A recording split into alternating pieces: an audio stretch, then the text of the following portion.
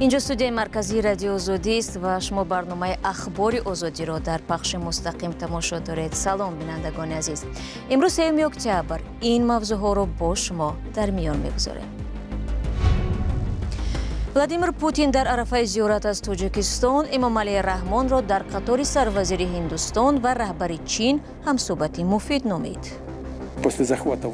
وقتی اسلامی های تندگرا قدرت را به دست آوردند، پرزیدنت کنونی تاجیکستان جناب رحمان автомат در دست به پایتخت کشور خود شهر دوشنبه وارد شد. پول توقفگاه را نداده کارمند فرودگاه را با ماشینش پخش کرد. بازداشت یک تاکسیران تاجیک در مسکو و آغاز پرونده جنایتی در نسبت او. و باز یک عائله از لطوکوب فرزندشان در مکتب شکایت دارند.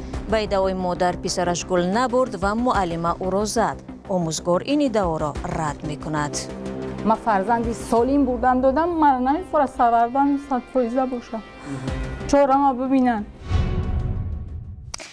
دیروز اثنای سخنرانی در محفل تحلیل والدای در سوچی پرزیدنت روسیه ولادیمیر پوتین امامعلی رحمان را در قطار سروزیر هندوستان نریندرا مودی و رهبر چین سی جین پینگ همصحبت خوب و صمیمی عنوان داد. در این نشست پوتین که هفته آینده به تاجیکستان سفر دولتی انجام خواهد کرد، دوام 4 ساعت نظر خود را به مهمترین مسئله های روسیه و جهان بیان نمود. همکارم خرامان بقازاده درباره همین نشست گزارش می‌دهد. پرزیدنت روسیه ولادیمیر پوتین میگوید منتظر سفر به دوشنبه و دیدار و گفتگوها با رهبر تاجیکستان است. من به همین زودی ها به تاجیکستان سفر می کنم. ملاقات در چارچوب اتحاد دولت های مستقل و دیگر سازمان ها مد نظر است. با پرزیدنت تاجیکستان امامعلی رحمان دیدار و گفتگو خواهم داشت. ضمناً در فضای پساشوروی انسان های جالب برای صحبت زیادند. وقتی اسلامی های تندگرا قدرت را به دست آوردند، پرزیدنت کنونی تاجیکستان جناب رحمان автомат در دست به پایتخت کشور خود شهر دوشنبه وارد شد. میفهمید حاضر او در آنجا یک نظم برپا کرده است. شاید آنجا هم وضع ساده نباشد. میخواهم گویم که صحبت با چنین آدمان مفید است. این سخنان را پرزیدنت روسیه روز 2 اکتبر در محفل تحلیلی والدای در سوچی ابراز داشت. پیام پوتین و جوابهای او با اشتراکچیان نشست والدای تخمیناً 4 ساعت ادامه کرده مناسبت‌های روسیه با ایالات متحده آمریکا، اتحاد اروپا، ممالک آسیا و آفریقا، جنگ اوکراین، سبقت تسلیحاتی و موضوعهای دیگر را در بر گرفت.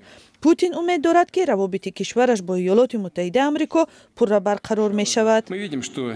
ما می بینیم که مأموریت فعلی ایالات متحده آمریکا قبل از همه منفعت‌های کشور خودش را پیش گذاشته است.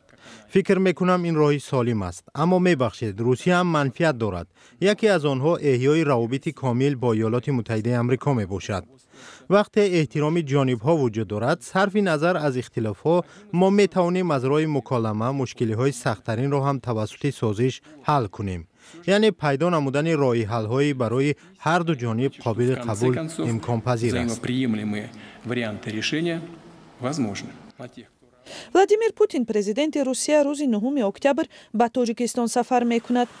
معلوم نیست که در دوشنبه وضع مهاجران تاجیک در روسیه که با مشکلات زیاد گرفتارند آیا مطرح می شود یا نه. این سفر پوتین به تاجیکستان در شب و روز اتفاق می افتد که عملیات ضد مهاجران که بیشتر آن را شکار مهاجران می نامند در شهرهای روسیه افزایش یافته است. روسیه و تاجیکستان همدیگر را شریک مهم و استراتژیکی می نامند. بزرگترین پایگاه نظامی روسیه در جهان در تاجیکستان جایگیر است. با این وجود روسیه هیچ شرایطی به مهاجران تاجیک فراهم نمی کند و آنها را پیوسته آزار و اذیت می دهد. مقامات تاجیک ماه اوگوست گفتند که سال گذشته روسیه بیش از 30,000 مهاجر تاجیکستانی را از این کشور اخراج کرد. در روسیه حدود 1 میلیون مهاجر تاجیک کار و زندگی میکرد، ولی معلوم نیست که در 2 سال اخیر که فشارها شدیدتر شدند چه تعدادی از آنها اخراج شدند. در ادامه موضوع مهاجران تاجیک در روسیه، نسبت یک زاده تاجیکستان در این کشور برای پخش نمودن کارمند توقفگاه فرودگاه شیرمیتی و پرونده جنایتی باز کردند. таксирони тоҷик ҳамчунин зимни фирор аз маҳалли ҳодиса ду шлагбауми гаронбаҳоро шикастааст. худи воқеа дар нимаи дуввуми моҳи сентябри имсол ба амал омадааст, вале маъмурияти фурудгоҳ танҳо дирӯз дар ин бора хабар доданд. ҷузъиёт дар гузориши ҳамкорам Мирзонабии Холиқзод. як таксирони зодаи тоҷикистон дар фурудгоҳи Шереметовии Москав корманди таваққуфгоҳро пахш кардааст. در این باره خدمات مطبوعات همین فرودگاه خبر داده نوشته است حادثه در ماه سپتامبر رخ داده است. در خبرنامه آمده است که راننده تاکسی با ماشین کیا اپتیما که رقم‌های تاجیکی داشت نخواست از پول توقفگاه را پرداخت کند، بنابراین ماشینش را قصداً به بالای کارمند توقفگاه رانده دو شلاگباوم را می‌شکند و از محل حادثه فرار می‌کند.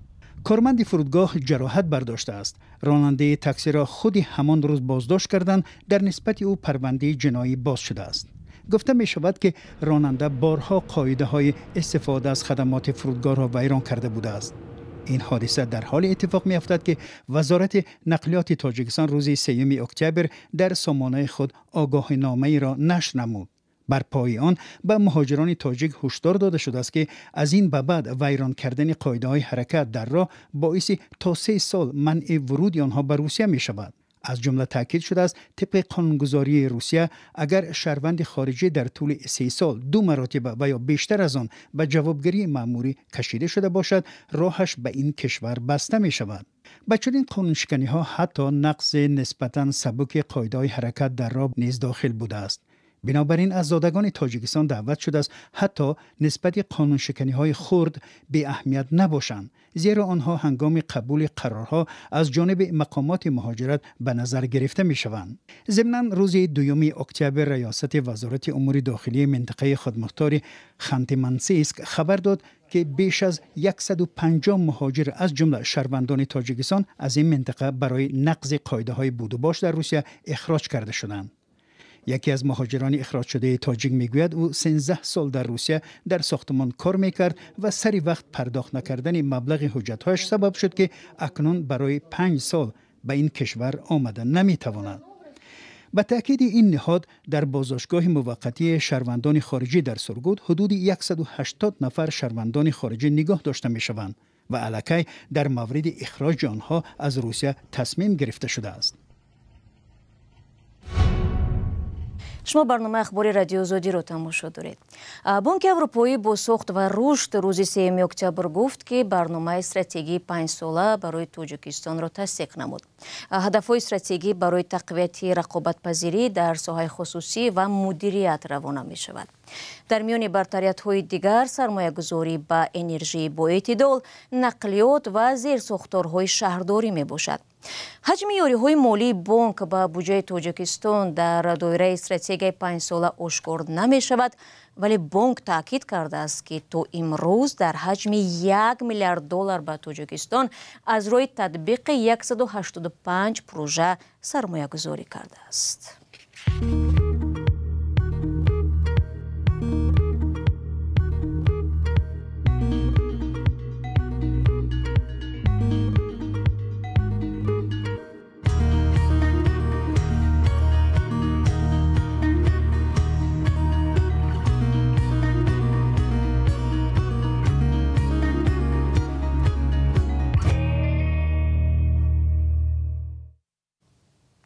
برنامه را ادامه می‌دهیم و می‌رویم به جنوب تاجیکستان. والدین خواننده خردسال در ناحیه مؤمن‌آباد ادعا دارند که بعد از زدن آموزگار فرزندشان بستری گردیده و تاکنون صحت نشده است. با گفته آنها طبیبان بیمارخانه مرکزی ناحیه مذکور به کودک آسیب پوشیده کاسه‌خانه و مغز سر را تشخیص گذاشتند. ولی خود آموزگار این ادعا را رد نموده میگوید به شاگردش دست نبرداشته است. چنانچه این موضوع را از همکارمان ارشاد سلیمانی میشنویم. فرزند مرا در ناحیه مؤمن‌آباد مکتب این مادر خیلی اندیشه و خودداری کرد که شکایت کند یا نه. گلجهان برهانова مادری کودکی صنف 1 است که به ادعایش از ضربه آموزگار بستری شده است. معلم او را برای آن زده است که به مکتب گل نآورده است. واقعه 11 سپتامبر در مکتب شماره 4 ناحیه مؤمن‌آباد روی داده فرزند گلجهان مبارز 16 روز در بیمارخانه بستری شده است. معلم زدگیش فرزند ما برای چی علم آوره که ایروی به ادبی زدگی نیست، ایروی با ما تیار کردگی با مکتب بردگی بدیم فرزندمونه برای گل زدگی فرزندی مرا. گل بیار گفته برای گل زدگیشه. این نبرده این گل وقتی که گفته گل ببر آتش گفته که برام خدم گل میگیرم یا مقصد گوده که یو خیار اخدم میغلطون یک چیز میکنیم خدم گلش را میبرم. با گفته والدانش کودک آن روز به خانه برمیگردد و از درد سر شکایت میکند و میگوید که معلمه او را زده است. همین سنتیابر بچه‌ام گفت که معلمه گل میگه بیار. ما گفتم برا بگو که ما گل اوچکا نمیتونم. رفت ایس اومد در حالت پرتو قاید کنی سرم میسوزه سرم در میکنه و وردیمش بیمارخانه مومین آورد. دیدن گفتن همین مقصد که سترسین قپیدگیه گرفتیم دارو و درمان تحت توبت بیمارو بود. رحمت هم بیمارو دا مغز کورچه افتاد نگاه بین کرد توبت کرد اولا که پول خدمون که میچی جز فشاری چی ندیدم دیگه کم مقاماتی اومدن مرا فشار آورده. طبیبان بیمارخانه مرکزی ناحیه مومین آباد به کودک آسیب پوشیده کاسه‌خانه و مغز سر لغزشی مغز سر تشخیص گذاشتند. اما شریف ماه شهرامی آموزگاری که ادعا می شود خواننده را زده است میگوید به شاگردش اصلا دست نرسانده است. نزدم همه چوکجوی را که برام آگرکن نزدم برای اونه که در بیرون بوزی که استبدن ما یکم کسا زدگی هم نیستم. او ایوی دست چکوری کاری نکتاکی مدد خواهد گرفتم کلی چی دیگه ممکن مامی رو ساتی نیست مامی هری از فرزندی که درم تیم نیستم با جوی فرزندی که دومم را میدونم من ایس کسون وکا کورد کردم یا اون کسم سری چی نکشکویر نکده من همون فرزندی اما در جوی فرزندی خودم میدونم نکرد. گلجهان برهانو و مادری مبارز میگوید که پس از حادثه شوهرش به دادستانی ناحیه مومین آباد، حکومت ناحیه، شعبه معارف و مقامات دیگر مراجعت کرده است ولی بی نتیجه. برعکس روی شوهرش فشار آوردند که تو شکایت و این موضوع را رسانه‌ای نکن. شوهرش در پی فشارها خود را پس کشیده است ولی خودی او میخواد عاملان این قضیه پاسخ دهند. برای این موقع من شکایت دارم که تمام مقامات بولا همه بدونه چوره مرا بدونه که من فرزندی سالم بردن دادم من نمیفره سوردن 100% باشه چوره ما ببینن. تا کنون دادستانی و مقامات دیگری ناحیه مومین آباد در پی این حادثه سنجش گذراندن یا نه معلوم نیست، زیرا مقامات برای شرح قضیه اظهار آمادگی نمی کنند.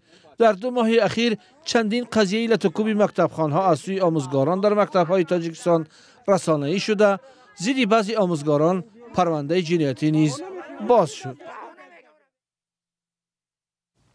و یک خبر دیگر هم داریم.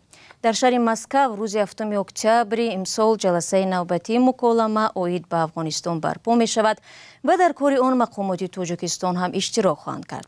اینترفاکس با تکیه به مریا زخارова سخنگوی وزارت کار خارجه روسیه روز 2 اکتبر نوشت در جلسه چارچوب مسکو قرار است اینچنین نمایندگان حکومت طالبان افغانستان، هند، قزاقستان، قرقیزستان، پاکستان، روسیه، ازبکستان و ترکمنستان اشتراک کنند. جلسه پوشیده چشم مطبوعات قرار است تحت ریاست وزیر کار خارجه روسیه سرگئی لاوروف جریان بگیرد. طوری گفتن بشود طالبان را در این جلسه امیرخان متقی وزیر کار خارجه نمایندگی میکند و یک گفتگوی جداگانه او با لاوروف هم در نظر گرفته شده است. حکومت طالبان که ماه آگوست سال 2021 در افغانستان سر قدرت برگشته است تا حال به جز روسیه دیگر از جانب هیچ دولتی به رسمیت شناخته نشده است. حکومت در تاجیکستان با اینکه همکاری های اقتصادی را با طالبان ادامه میدهد گفته است تا زمان تأسیس یک حکومت فراگیر از گروه و قومیت های مختلف سیاسی و ملی این حکومت را اعتراف نمی کند. دوستان مهربان رسیدیم به پایان برنامه اخبار آزادی. سپاس به یکایک شما که ما را همراهی کردید. در سامانه azadi.org و در فیسبوک، اینستاگرام، تیک تاک و تلگرام و یوتیوب و ایکس خبرهای بیشتر از این را می توانید با عکس و ویدیو پیدا کنید. برای شما در روز آینده استراحت خوب می خواهیم. در هفته نو شما را منتظریم. خود را احتیاط کنید و خدا نگهدار.